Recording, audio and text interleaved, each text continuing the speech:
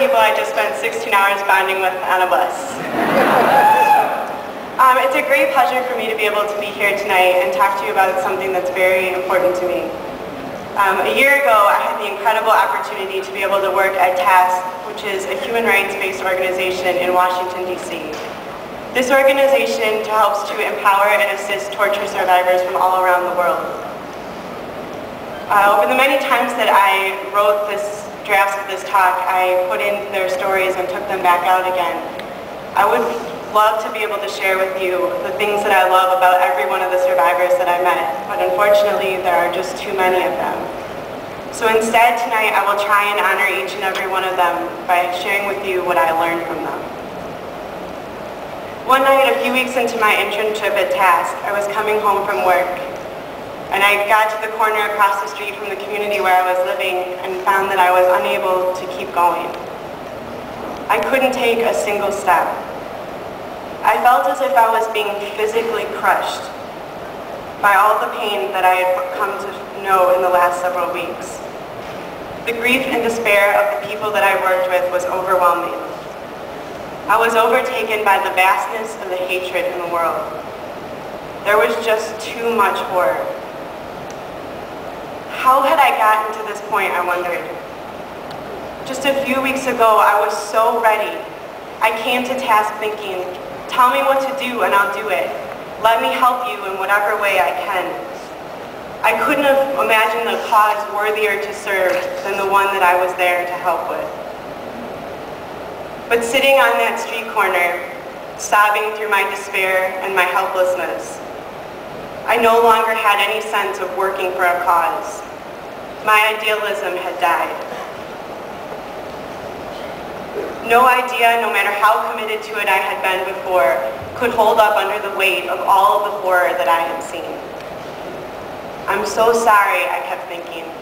I'm so sorry. I'm so sorry that I'm part of the world that did this to you.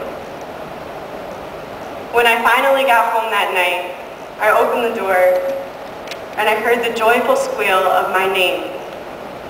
I looked up and there was Alexander, the 2-year-old child of one of my housemates, with the most mischievous smile and the most heart-melting eyes. He changed my entire day, and he changed my life. All through dinner that night, as my community mates tried to talk to each other, he sat across the table from me, yelling my name at 3-second intervals, making it impossible for anybody else to talk. While I don't think anybody else was quite as pleased as I was, I couldn't help but laugh. There was God in this tiny, insistent voice, calling my name at the irritation of my housemates to make sure that I heard him. With every Mary, it was as if my soul could take a tiny breath, a momentary relief for all the aching inside. That summer, my love for Alexander saved me. At first, he made our house a sanctuary, a place I could go at the end of the day, just to revel in his laughter. The time I spent playing with him helped me escape from the world. But in time I realized that his love had become so much a part of me that I no longer needed to escape from the world. His love protected me and it infused me wherever I went. Because of Alex, I learned that love can make life seem worthwhile, even in the midst of so much horror. And my hope for his future made me want to keep on fighting, even though the odds seemed just as unbeatable. Nearly a year later, in El Salvador, my love for Alex connected me to a man that I'd never even met, the husband of Elba Ramos. It's hard to understand the horror of what happened at the Jesuit residence the day the Jesuits were killed. But even more impossible for me to understand is the kind of faith it takes for a husband who finds his wife and child dead to say, on this site, we'll plant roses. Though the destructive power of violence was clear, it was only then that I realized that love reaches beyond this world. It helps us survive the very things that should destroy us. It allows us to touch God. Though what the martyrs taught inspired people from across the world, I think no less astounding are those who are willing to carry on their message. Those who loved them and lost them, and then turned that love out into the world. This remarkable quality of hope is something that I've continued to find in people along my journey. The Jesuits who took up the work of their fallen brothers.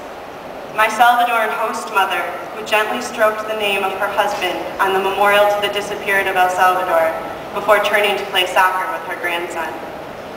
It is in all the extraordinary men and women who continue to tell the stories of their torture, so that as Elie Wiesel says, one heart may break 1,000 times, but 1,000 other hearts never will.